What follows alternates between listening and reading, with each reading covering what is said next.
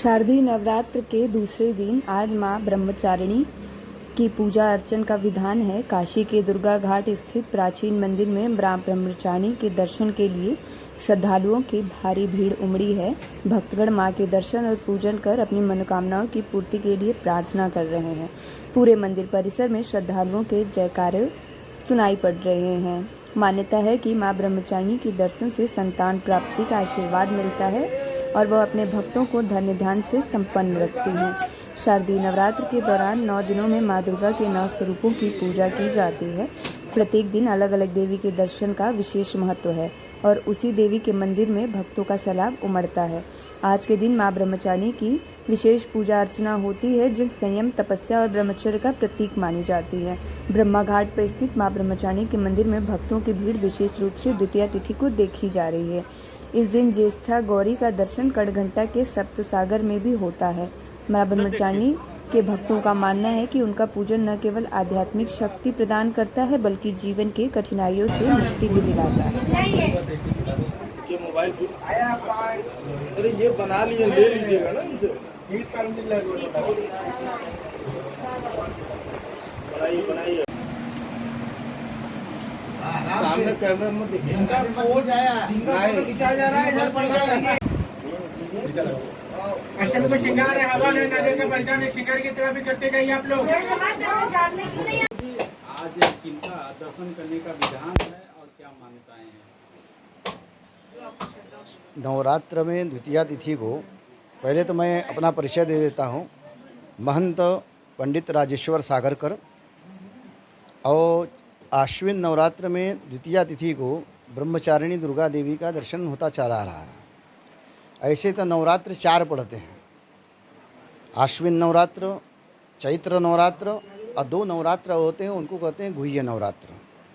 गुह्य नवरात्र कब कब पड़ते हैं? वो एक आषाढ़ शुक्ल पक्ष से शुरू होता है तो वो नवरात्र शुरू होता है, और एक माघ मास शुक्ल पक्ष से शुरू होता है तो वो भी 9 दिन का नवरात्र होता है। इसी तरह 4 नवरात्र होते हैं। तो 2 नवरात्र जो होते हैं वो गुह्य नवरात्र होते हैं और 2 नवरात्र प्रचलित में है। लेकिन उसकी भी मान्यता जो है, गुह्य नवरात्र की भी मान्यता उतनी ही जितनी ये दोनों नवरात्र की है। और ये चारों नवरात्र में द्वितीया तिथि को ब्रह्मचारिणी दुर्गा देवी का दर्शन प्राचीन काल से होता चला आ रहा है। इनकी कथा ये है कि एक बार भगवान शिव ने ब्रह्मा से कहा कि आप सृष्टि की रचना करिए। अब भगवान शिव का आदेश पाके ब्रह्मा जी सृष्टि की रचना के लिए प्रारंभ किया।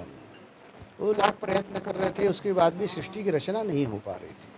बड़े परेशान हो गए कि क्या बात है, हम सृष्टि की रचना इतना कर रहे हैं, सोच रहे हैं, लेकिन सृष्टि की रचना नहीं हो पा रही। भगवान शिव के पास वापस गए, उनसे पूछा कि प्रभु आपने आदेश दिया है सृष्टि की रचना के लिए, लेकिन सृष्टि की रचना नहीं हो पा रही है। तो भगवान शिव ने कहा कि बिना शक्ति की उपासना के सृष्टि की रचना नहीं हो सकती। तो भगवान शिव का आदेश पा करके भगवान ब्रह्मा ने भगवती की उपासना किया और भगवती की उपासना करके भगवती को प्रसन्न किया।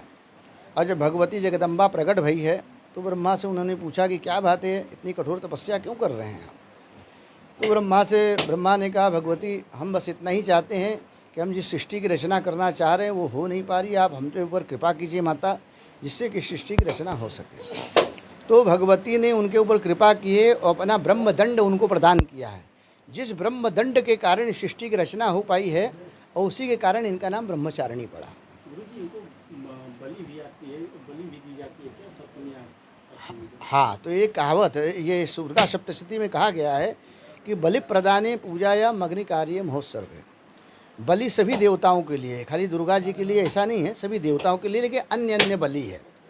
लेकिन भगवती के लिए बलि प्रदाने पूजाया मग्नि कार्य महोत्सव ऐसा श्लोक में कहा गया है।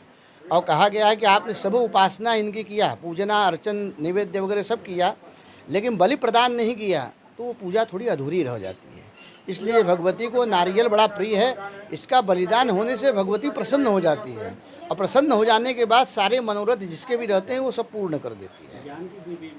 हाँ, ज्ञान में भी कहा गया है कि विद्यावंतम यशस्वंतम लक्ष्मीवंतम जनं कुरु रूपं देहि जयं देहि यशो देहि दिशो देहि। जो भी बालक पढ़ने में कमज़ोर हो, अच्छे नंबर न आते हों, इनकी उपासना करने से, इनका श्लोक का जप करने से उनके नंबर अच्छे आते हैं और अच्छा रिजल्ट उनका आता है और उनकी उन्नति होती है। और दूसरा कहा गया है कि सर्वा बाधा विदुर्मुक्तो धन धान्य सुतान्वता मनुष्यो मत प्रसादेन भविष्यति संशय।